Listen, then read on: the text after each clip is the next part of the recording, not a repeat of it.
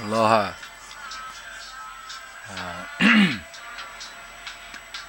Excuse the construction noise out in the back. Mind you, it's only like 7 something. It's not even like 8 o'clock yet. And this is what goes on in the cities. Already hearing cops bloop bloop right before even uh, get the sleep out of your eyes. But if I want to get on track here, I'm gonna do a couple videos today. This one will kind of be kind of short, I think. I don't know, but I wanted to start off with dreams. Um, well, this video and whatever the next video is or whatever the next topics are, but are gonna be reflecting from the dreams I had last night and the experience that I had, because I woke up at like, it was before sunrise, so it felt like I was laying here for a good couple hours just going through my dreams that I had throughout the night. And I've been going to sleep earlier in these actually the last few years, but even recently more earlier than that, and realizing the natural cycles that are within that process of sleep and waking and dreams and naps. So just allowing my I've been cutting back on cannabis too, and trying to understand that space outside for the moment of interpretations, like listening to my body, opening up my dreams. And I also wanted to go into understanding what the double back magic is with the whole cannabis legalization stuff, and the whole that whole world, or the whole, I should say, criminalization, because there's always a double back story here. It's not just that the I won't even say powers that be, because they're not powers that be. They're controllers that be, that we allowed to maintain that control over an illusion. So the controllers that be have criminalized cannabis, not just to keep the consciousness of the people down or in one particular mode, but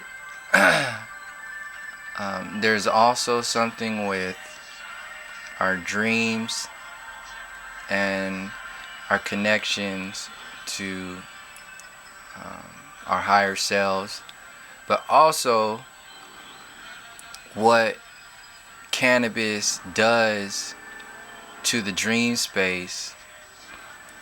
Or it doesn't do anything to the dream space, but what it does to our connection to the dream space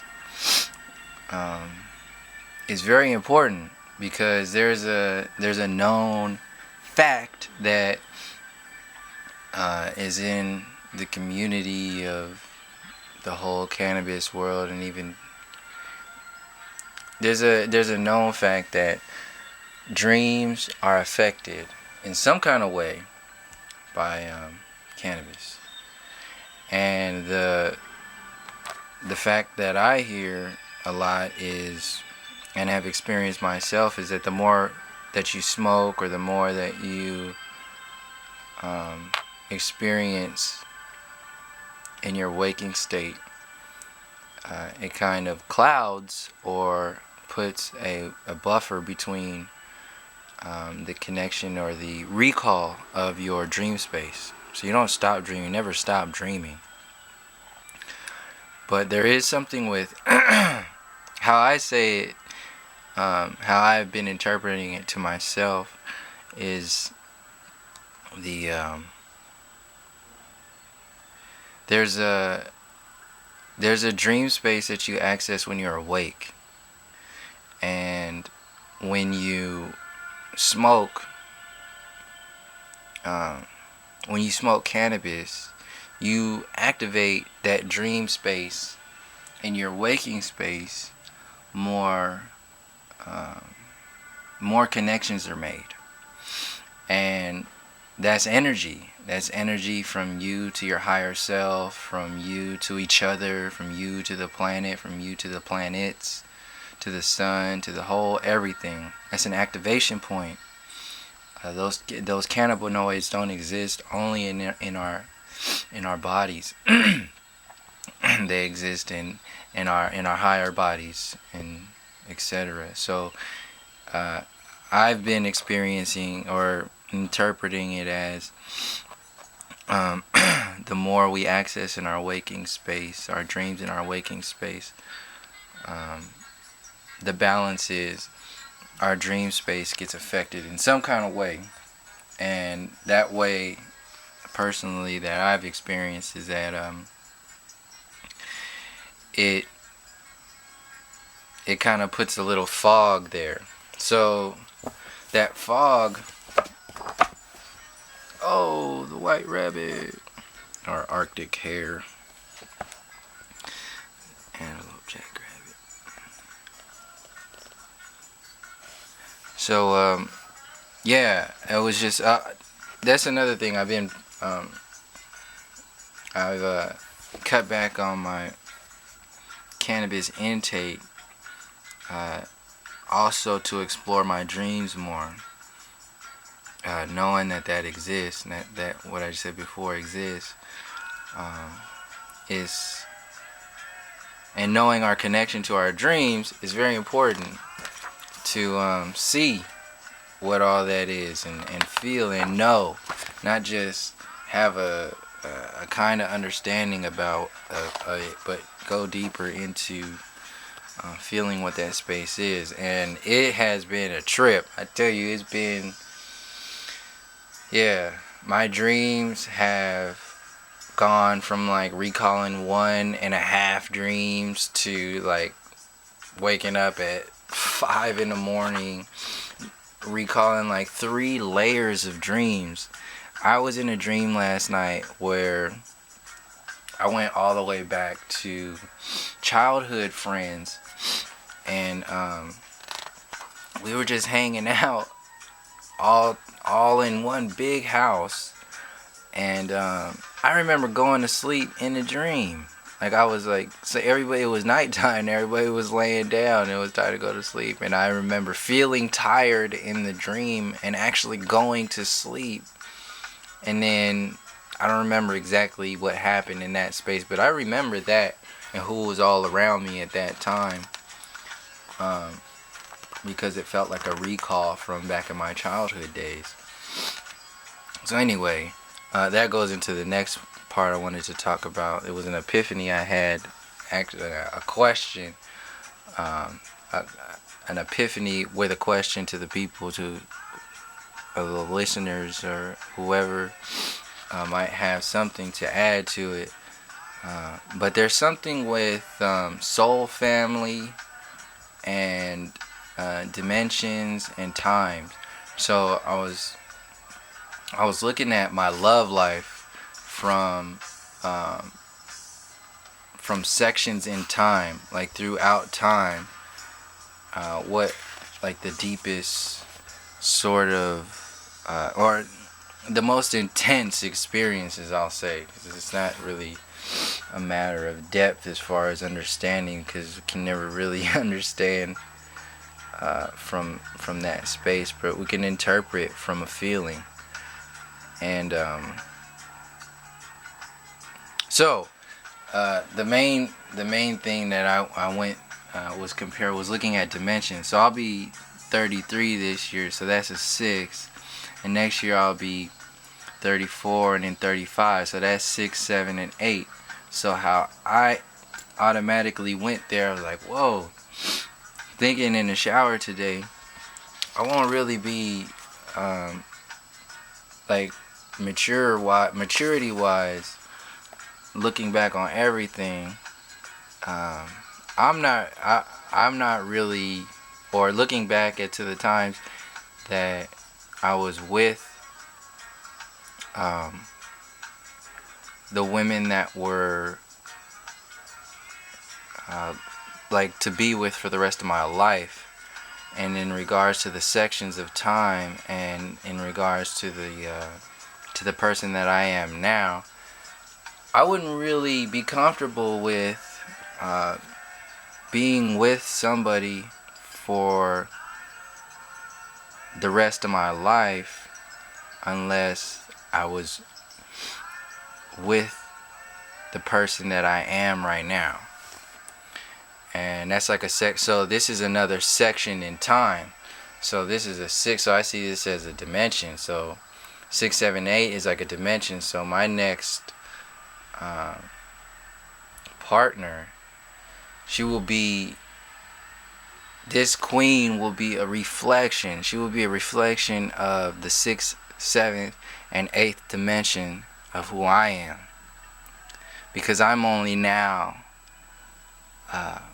becoming that individual. And it goes back into the other time range. So 33, master number. 22 is the master number, another master number. So that's a 4. So 22, 23, 20. 23, 24, so that's 4, 5, and 6. So we're just like, these are like interwoven and overlapping experiences, master experiences in regards to dimensions in our higher self. So when we come into our 22, 23, 24, 4, 5, and 6 dimension space, we're interacting with our soul families who are on their 4th, 5th, and 6th density experience. And there's something there. So this is a whole question right now. I'm just throwing this stuff out right now because it's still downloading, but it was enough potency there, color there to put out there so people can,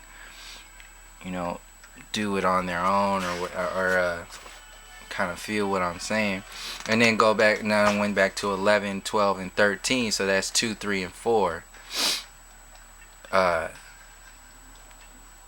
And in that time frame is when I experienced my first, like, I would say, if I could even use that word, conscious love, like what love actually felt like, feeling love throughout my whole body, throughout my whole brain, my whole mind, my whole life. It was a feeling of a connection with another person that I had never felt before on that level. And this was at the time frame when people were going out with each other, like 11, 12, and 13. That's when you start like realizing the connections that you have with other people and start dating, or at least hanging out, flirting, all that stuff. So and this is in regards to soulmates and womb mates, and also soul family. So this is all a whole thing. So our soul family, our womb mates are also our soul family.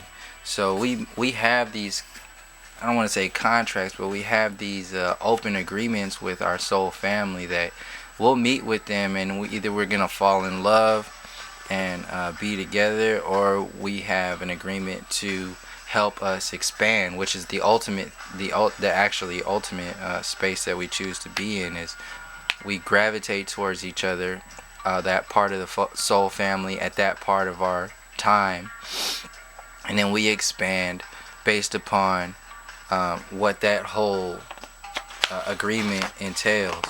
So when we come into this space at 1, 2, and 3, so we're at 0 first, and then you're interacting with just your family. You're pretty much just totally reliant on your mother and your father to protect you and help you make it through this first getting here. And then you start to experience, both in your waking space and your dream space, the first, second, and third dimensions. And then you master those experiences up until your next master number, which is the 11. and then that's the second, third, and fourth experience, and then that's when you start interacting with soul family and soul agreements, and then you go into your then you master that space, and then you go into your 22nd year, and you master fourth, fifth, and sixth throughout those years until you reach your 33. And in that time frame, you're meeting your wound mates and your soul mates all at the same time. This is all intermingling. You're meeting everybody, and opening up, expanding everything that's within that agreement, that time frame, and mixed in with the balance of the collective, and it adjusts through every moment. So I'm gonna do another video right now, but until next time, peace, love, and harmony.